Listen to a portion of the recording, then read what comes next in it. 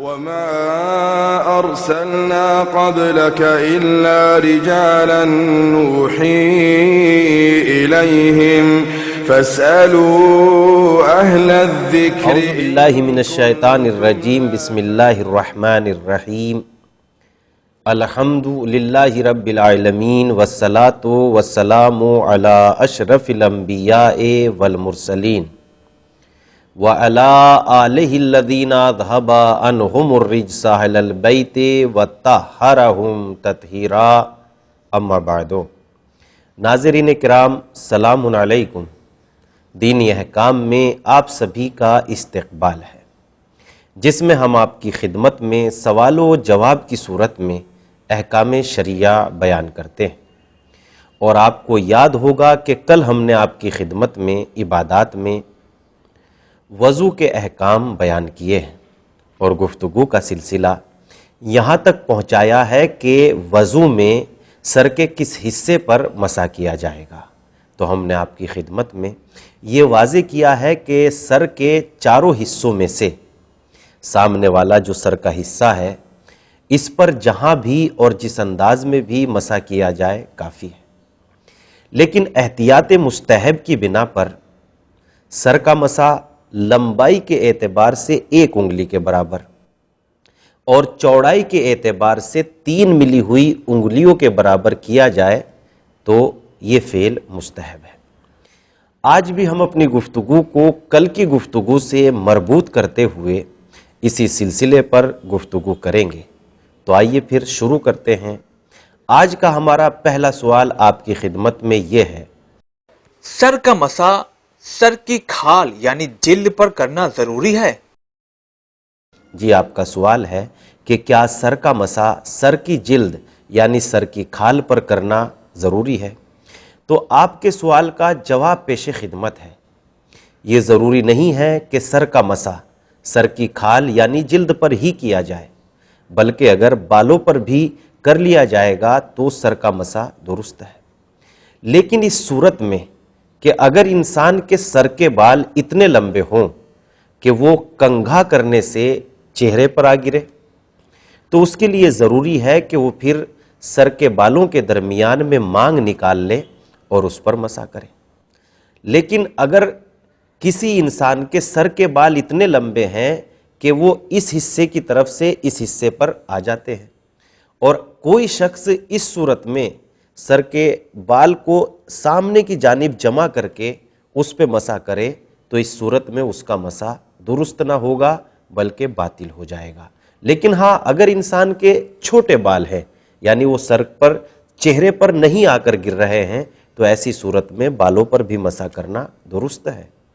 دوسرا سوال ہمارا آپ کی خدمت میں یہ ہے: وضو میں سر کے مسح کے بعد کیا دونوں پیروں کا مسح کرنا ضروری ہے؟ جی، آپ کا سوال یہ ہے کہ وضو میں سر کے مسح کے بعد کیا دونوں پیروں کا مسح کرنا ضروری ہے؟ تو آپ کے سوال کا جواب پیش خدمت ہے. وضو میں سر کے مسح کے بعد ہاتھوں میں جو تری باقی رہ گئی ہے اس سے دونوں پیروں کا مسح کرنا انگلیوں کے سرے سے اور پیر کے جوڑ تک ضروری ہے. لیکن اس میں احتیاط مستحب یہ ہے کہ انسان سر کے مسح کے بعد دائیں پیر کا مسح دائیں ہاتھ سے کرے اور بائیں پیر کا مسح بائیں ہاتھ سے کرے. اور چوڑائی کے اعتبار سے یہ بات بھی یاد رہے کہ جتنے حصے پر بھی پیر کی چوڑائی کے اعتبار سے مسح کیا جائے گا وہ کافی ہے. یعنی اگر 1 انگلی کے برابر کی چوڑائی پر بھی مسح کیا جا رہا ہے تو کافی ہے. لیکن اس میں بہتر یہ ہے کہ ملی ہوئی 3 انگلیوں کے برابر چوڑائی میں مسح کیا جائے.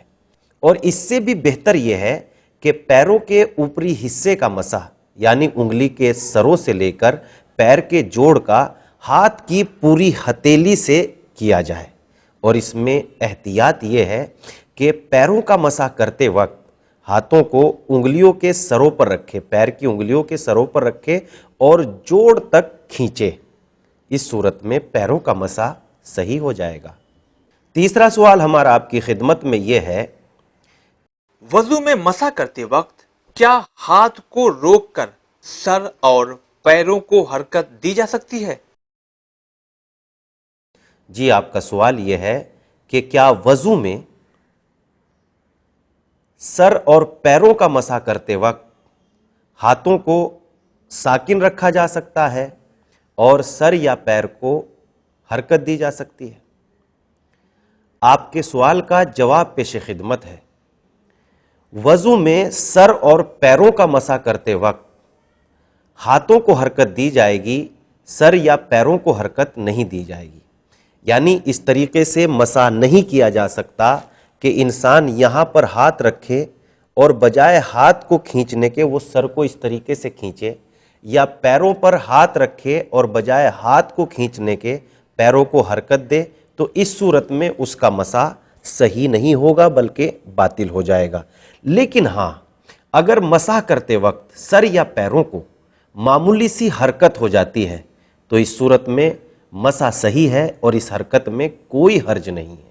چوتھا ہمارا سوال آپ کی خدمت میں یہ ہے، اگر وضو کرتے وقت ہاتھوں کی ہتھیلی خشک ہو جائے یعنی سوکھ جائے تو پھر کیا اس صورت میں دوسرے پانی سے تری لے کر مسح کیا جائے گا؟ جی، آپ کا سوال یہ ہے کہ اگر وضو کرتے وقت انسان کے ہاتھوں کی ہتھیلی کی تری ختم ہو جائے تو کیا اس صورت میں دوسری تری لے کر مسح کیا جائے گا؟ آپ کے سوال کا جواب پیش خدمت ہے۔ اگر وضو کرتے وقت انسان کے ہاتھوں کی ہتھیلی کی تری ختم ہو گئی ہو جس سے اسے سر اور پیروں کا مسح کرنا ہے تو ایسی صورت میں وہ دوسرے پانی سے تری نہیں لے سکتا۔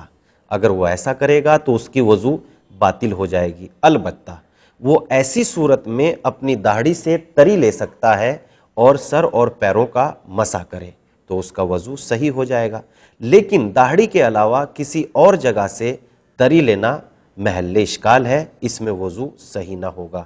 پانچواں سوال ہمارا آپ کی خدمت میں یہ ہے، کیا موزے اور جوتے پر مسح کیا جا سکتا ہے؟ جی، آپ کا سوال یہ ہے، کیا موزے اور جوتے پر مسح کیا جا سکتا ہے؟ تو آپ کے سوال کا جواب پیش خدمت ہے۔ موزے اور جوتے پر مسح نہیں کیا جا سکتا۔ اگر مسح کرے گا کوئی شخص موزے یا جوتے پر تو اس کا مسح باطل ہے۔ جب مسح باطل ہے تو وضو ہی باطل ہے۔